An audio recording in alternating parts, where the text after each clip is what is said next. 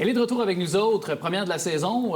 C'est toujours l'experte pour nous donner des conseils photos ou les déclinaisons, évidemment, les ambassadrices pour Nikon Canada et bien sûr photojournaliste. Salut Sarah Maud. Salut Alex. Content de te retrouver. Ben moi aussi.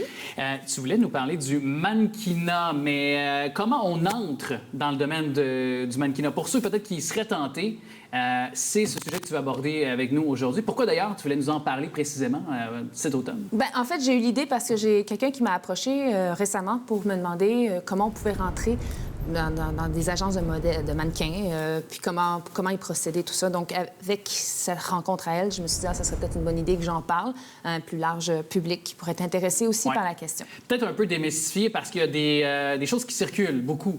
Oui. Des mythes, des légendes urbaines, d'autres, ça peut s'avérer vrai. Donc, un peu démystifier ce monde-là qui a toujours fasciné, hein, d'ailleurs. Je pense toujours, les hommes, les femmes ont toujours été fascinés par nos mannequins. On se rappelle les années 90, les Claudia Schiffer et compagnie. Là. Oui, bien, c'est sûr qu'il y a une notion de rêve, de vouloir briller quelque chose de quelque part, de vouloir briller. En tout cas, il y a un standing de vie, de vouloir être beau, de se sentir bien. Je pense qu'on tourne autour toujours de ces notions-là de succès et de glamour. Oui. Et c'est quoi la porte d'entrée? Quel est le premier pas, la première question qu'on doit se poser? Bon, bien, je suis contente que tu me poses la question parce que je m'enlignais là-dessus. En fait, la première chose à faire quand on veut devenir modèle, peu importe notre âge, que ce soit qu'on ait 10 ans, 13 ans ou 50, 60 ans, ça peut... Il y a des agences qui sont spécialisées dans tout ça, là, dépendamment de notre tranche d'âge. C'est déjà de trouver un photographe qui va être capable de faire plusieurs styles de photos. Parce que le but, c'est de se créer un petit portfolio, un portfolio de base qui va servir à montrer comment comment on sort en photo. Donc, sa confiance, son attitude, l'énergie qu'on émet en photographie. Donc, c'est vraiment le but. On peut parler de différentes photos. On peut parler de photos dans, par exemple...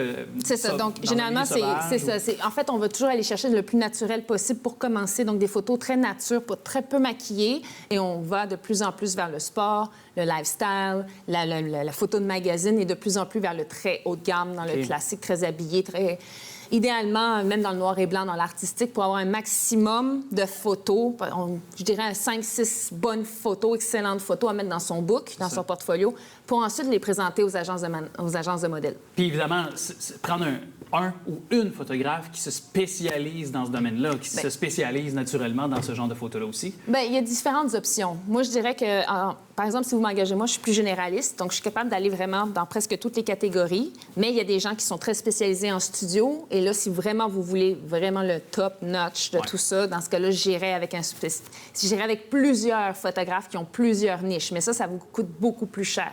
Donc, c'est mieux de prendre un photographe qui soit capable d'amener, qui soit vraiment capable de saisir votre essence, de vous amener, de vous diriger aussi, parce que, étant donné que vous ne faites pas de mannequin, vous n'avez pas d'expérience de mannequin, il faut que vous appreniez à aussi poser devant la caméra. Donc ça, c'est bien d'avoir un photographe qui est capable de vous amener là. Et j'imagine aussi que ça donne déjà un avant-goût de ce que ça pourrait être un shooting photo dans une éventuelle campagne publicitaire auquel on prend part. Si c'est un photographe qui est habitué de faire ça de la mode ou de faire de gérer ou d'avoir plutôt à composer avec des mannequins, ça nous donne déjà un avant-goût peut-être de ce que ça pourrait être dans le quotidien si on y fait ce métier-là. C'est sûr. C'est sûr qu'au début, quand on commence, c'est qu'on fait son portfolio, faut se payer son maquilleur, son coiffeur, son styliste. Des fois, on peut s'organiser. C'est un investissement, un portfolio de base. Maintenant, il faut aussi savoir que, comme dans tous les domaines, on ne clique pas avec tous les photographes et on ne clique pas avec tous les modèles ou les artistes. Donc, il faut savoir rester professionnel et trouver le moyen de cliquer avec tous les photographes le plus possible ou d'être capable de se donner réellement comme on est dans ce domaine-là. Oui. Est-ce que peut-être d'avoir une connexion déjà avec un photographe, justement, qui parfois ou très souvent régulièrement est dans ce domaine-là, ça nous donne nécessairement une porte d'entrée plus facile? Non. Pas nécessairement. Non, parce que ça peut arriver, le pistonné, ça peut arriver, mais c'est très rare. Ça va vraiment prendre... Les photographes, on est habitués à se faire demander de se faire rentrer dans les agences et on évite de passer par là parce que les agences ont de toute manière leur mot à dire. Puis il y a des agences aussi qu'il faut absolument éviter. Mais je les nommerai pas. Mais par exemple... Mais il y a des agences auxquelles vous pouvez faire confiance. Et dans ce cas-là, allez voir leur site web et voir qu'est-ce qu'ils recherchent comme modèle. Et déjà, vous enligner sur ça, ça serait déjà un bon point. Sans nommer d'agence. Sans nommer d'agence, comment bien la choisir, cette agence? Quels sont les éléments qui peuvent s'avérer dangereux ou du moins que des fois, on est des néophytes, on ne connaît pas le domaine nécessairement du mannequinat, puis déjà, c'est des signes précurseurs qu'on doit faire attention. Et dans l'autre côté, ma question se déploiera dans l'autre, mais dans l'autre axe, mais c'est-à-dire de bien choisir, tu sais, que déjà c'est positif, on peut déjà se dire, OK, ça c'est fiable et ça inspire confiance. Dans les deux cas, comment on peut bien les sélectionner ou bien les éviter? Disons que c'est un peu compliqué, mais on peut regarder, par exemple, au nombre d'artistes qui travaillent dans une agence de modèles. Par exemple, moi, s'il y a une énorme banque de modèles dont on n'a jamais vu que les photos semblent faites un peu sur un mur blanc ou des choses comme ça, où c'est facile d'y accéder en échange de temps de paiement par mois ou par année, ou là, je me méfierais un petit peu plus. Par contre, dans les bonnes agences, on les connaît. C'est des agences qui sont connues. Il y a du bouche-à-oreille qui se fait, là, tu sais. Mais par exemple, Folio, Humankind, Next Model, Spec Model, c'est quoi, là? C'est Dulcedo. C'est toutes des agences comme ça. Folio, évidemment. Ouais. C'est des agences de confiance.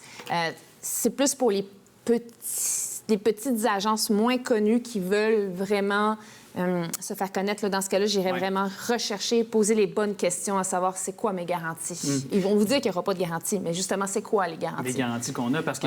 Puis d'autant plus, on voit souvent dans les campagnes, surtout quand c'est des enfants.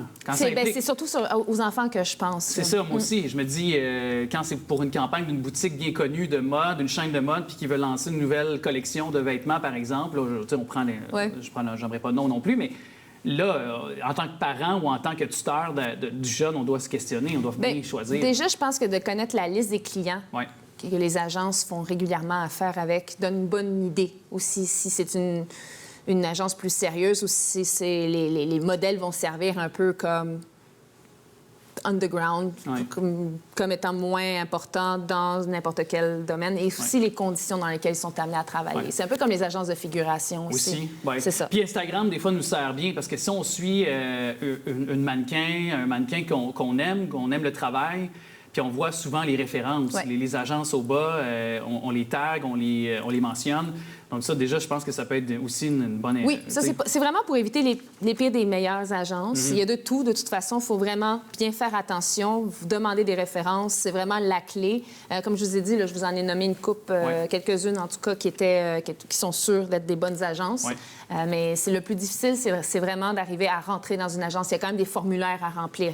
Donc, c'est bien d'avoir une expérience, des photos et de remplir les formulaires et d'essayer de voir quelles sont les conditions pour y aller. Merci beaucoup pour ces conseils. Puis on se retrouve plus tard cette saison pour d'autres... donc, belle chronique en lien avec le domaine de la photographie. Merci. Merci à toi, Sarah Maud, qui est avec nous, bien sûr.